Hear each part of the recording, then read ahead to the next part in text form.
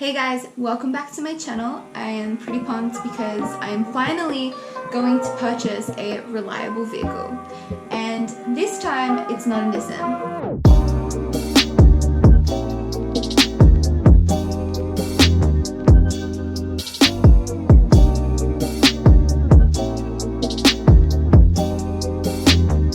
So, if you guys were wondering, I just purchased an EK Civic as a daily, and to be quite frank with you, I never thought I'd be driving an automatic car, but unfortunately, due to the circumstances of both vehicles being off the road at this point, I have to kind of jump on something decent, something clean, something cheap, something that gets me from A to B, but isn't like a Holden Astra or something.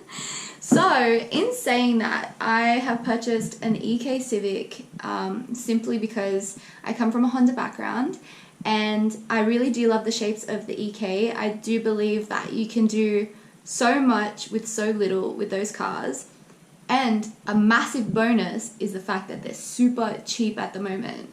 They're still only like $3,000. I don't know if that's like super cheap to you guys, but for me, man, that's a bargain. Everything right now is going up in price, so it's a bit hard to find like a Type R DC5, a Type R DC2. Any type of nice Nissan is expensive, so, and also unreliable, must I mention. So yeah, it's just like I'm at that point where I don't really care what I drive as long as it's a nice shape and it gets me from A to B and it has a sound system, because that is a massive, massive selling point for me. I love to blast my music. God damn, I love to blast it. So, in saying that, I'm pretty excited. If you guys want to see my first reaction to driving a stock automatic EK Civic, stand by. It's going to be some interesting stuff. By the way, I totally forgot to mention what is actually happening with Mia and Nori as well. So basically, Nori, as you guys have probably seen from my last video, I have decided to do a K-swap in my drift car. So that will be also a street car as well. So I'm really, really, really excited to do that swap. So over the next 6 months, my aim is to restore the body as first and foremost, and also collect a whole bunch of parts, and also learn how to weld. That's something I've always wanted to do, so I'm really happy about that. And Mia at the moment is currently off the road because she was blowing some white smoke, and I was a bit worried about that. So she's currently getting diagnosed by OURG Motorsports. Thanks guys, you guys are the best. Taking that headache off my hands because I have way too much on at the moment with my business and everything like that. So here we are, purchasing a third vehicle because both of my Nissans do not like me. Alright guys, so I'm super pumped. I am here in my EK Civic at the moment. Yes, I just purchased it. I didn't really have a doubt about how clean the vehicle was, considering the images look so nice. So this is it. Ooh, snap, we clean. Look at this.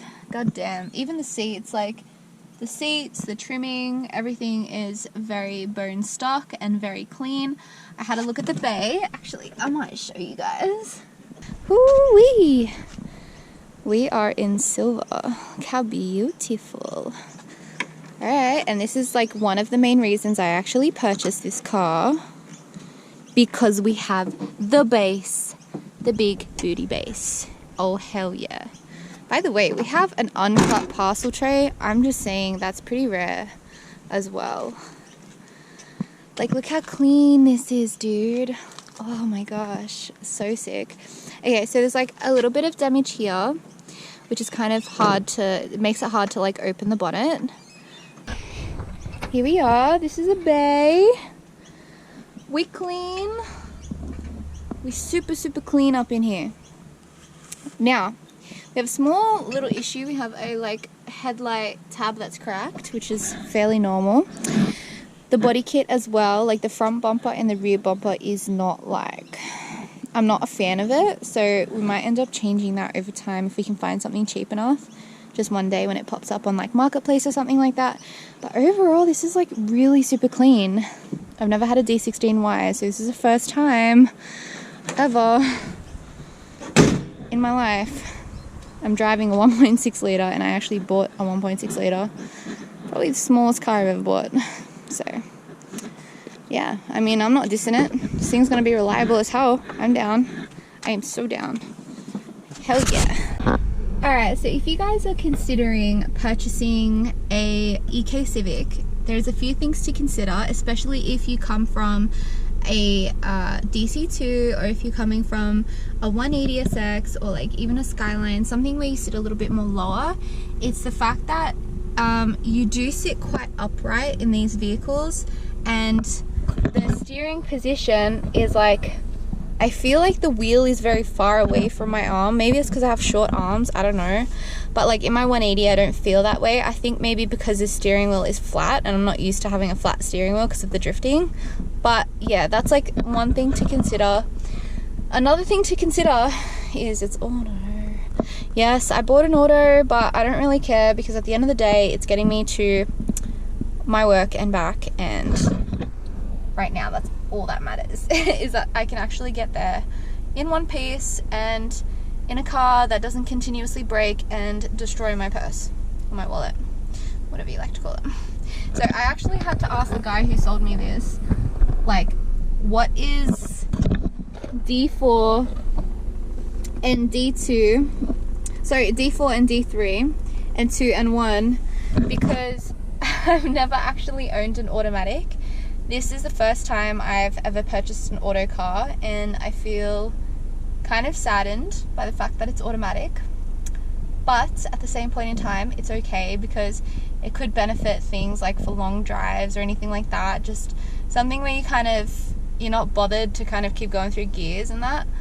But I'm trying to like justify the fact that it's automatic, but realistically speaking, if this was manual, this would be the perfect car. But the only downside to this car at this point is the fact that it is automatic. The stock ride height is extremely comfortable, I'm not gonna lie. Like, I quite like actually being in a car that doesn't always feel like my back is going to break, and I think that's my age talking. As you can see, I'm an old lady, so yeah, I quite like this. I would say that if I was to do anything to this vehicle, if you guys want to know my honest opinion, it would actually just be to get a steering wheel, because the steering wheel is just too flat for me, and I don't like it. And also I would purchase one that's manual. This car is super smooth, and mechanically it seems absolutely fine. It has one small oil leak, which I have to actually